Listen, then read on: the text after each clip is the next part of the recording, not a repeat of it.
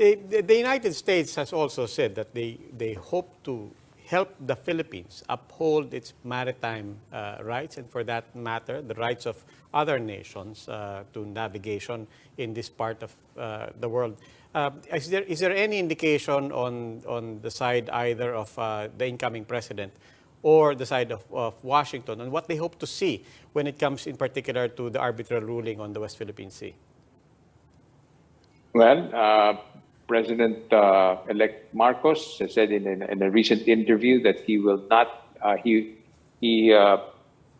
wants the Hague ruling to be accepted by all parties concerned, and he will not allow anyone, not even a square millimeter, to use his words, should be trampled upon. And so I think with that, it's very clear to him that the Hague ruling is something that he looks at as a document that we will use to argue our case with all those parties that are claiming in the area, especially China.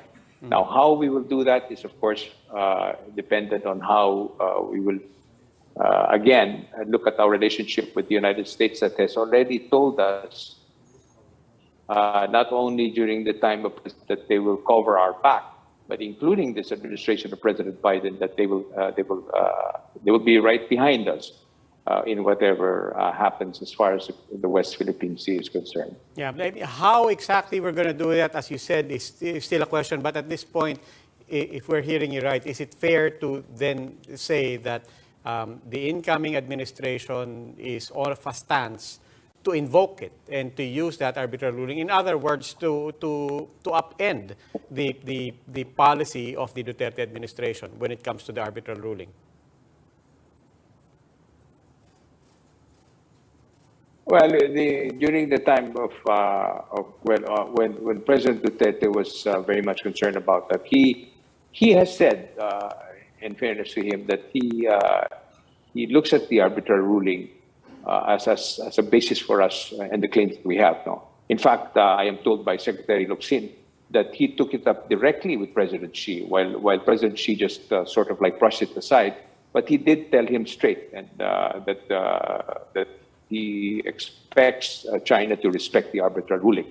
Now, in the coming administration of President-elect Marcos, I'm not sure where it will be, of course. It's still something that will have to be discussed with his new cabinet and how we will move on the issues revolving around the West Philippine Sea. We'll just have to wait for that on how we will approach this issue as the new administration comes in. But Ambassador, would it be safe to say we can expect a stronger defense alliance with the U.S. under the new Marcos presidency? Because well, if you mentioned it already, that let's describe it as competition between China and the U.S. continues to intensify. Maritime trade, and of course we will maybe at some point we will need to lean more on one country. Would you say that we will have a stronger military or defense alliance, security alliance with the U.S. under a Marcos presidency?